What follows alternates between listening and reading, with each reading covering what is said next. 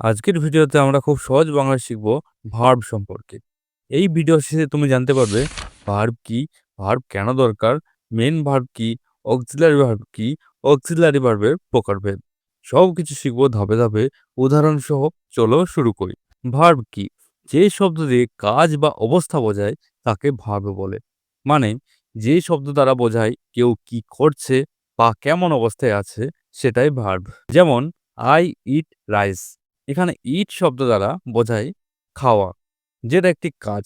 তার এখানে verb it না ব্যবহার করলে সেন্টেন্সটা কমপ্লিট হবে না। আবার শি ইজ হ্যাপি। এখানে হ্যাপি মানে সে কেমন আছে, আর ইজ শুধু তার অবস্থা দেখাচ্ছে, কোনো কাজ না। তাই এখানে অবস্থা বোঝানোর জন্য ইজ ভার্ব হিসাবে কাজ করেছে এবং সেন্টেন্সটা কমপ্লিট হয়েছে। ভার্ব কেন দরকার? ভার্ব ছাড়া কোনো সেন্টেন্স সম্পূর্ণ হয় না।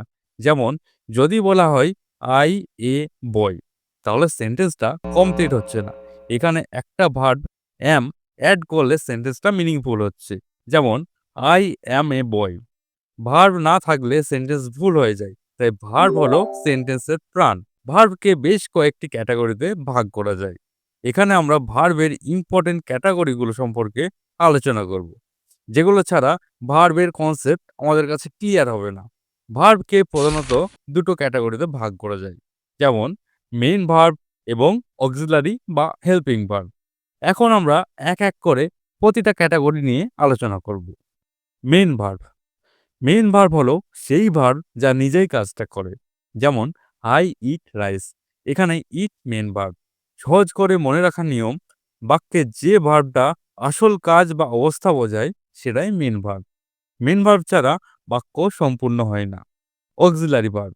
অক্সিলারি ভার্ব হলো সহায়ক ক্রিয়া যা মেইন ভার্বকে সাহায্য করে।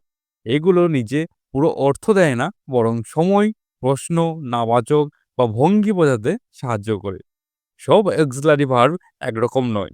এগুলোকে আবার ৪টি ক্যাটাগরিতে ভাগ করা হয়েছে।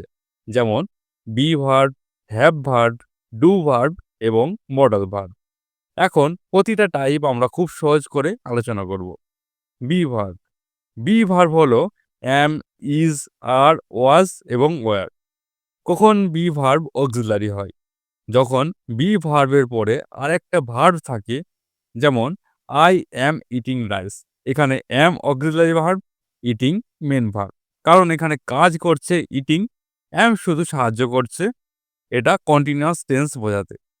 কখন বি ভার্ব মেন ভার্ব হয়? যখন বি ভার্ব বাক্যে একাই থাকে। যেমন আই অ্যাম এ স্টুডেন্ট।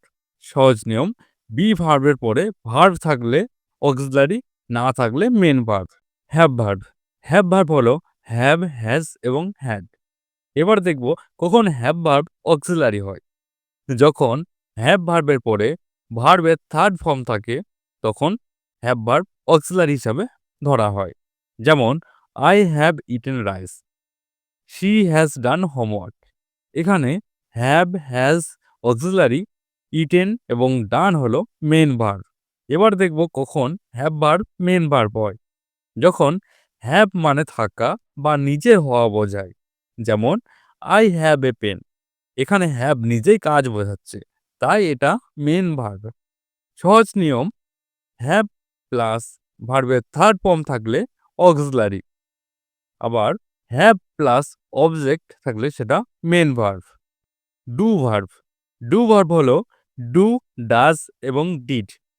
এবার দেখব কখন ডু ভার্ব অক্সিলারি হয়।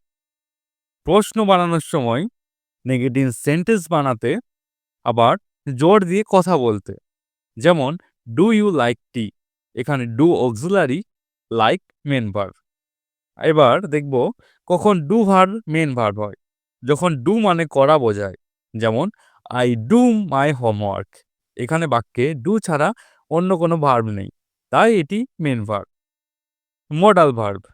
মডাল ভার্ব হলো can, could, may, might, must, should, will, would ইত্যাদি। এখানে কয়েকটা পয়েন্ট মনে রাখা দরকার। মডাল ভার্ব সবসময় অক্সিলারি ভার্ব হয়। মডাল ভার্ব কখনো মেন ভার্ব হয় না। আবার মডাল ভার্বের পরে ভার্ব সবসময় বেস ফর্মে আসে। যেমন I can run, you should study. এখানে ক্যান এবং শুড হলো মডাল অক্সিলারি ভার্ব, আর রান এবং স্টাডি হলো মেন ভার্ব। তাহলে অক্সিলারি ভার্ব মানে সবসময় সাহায্যকারী ভার্ব, কিন্তু সব ভার্ব সবসময় অক্সিলারি হয় না। আজকের ভিডিওতে আমরা ভার্ব ও ভার্বের টাইপস সম্বন্ধে জানলাম। আজকের পার্ট এখানেই শেষ করছি।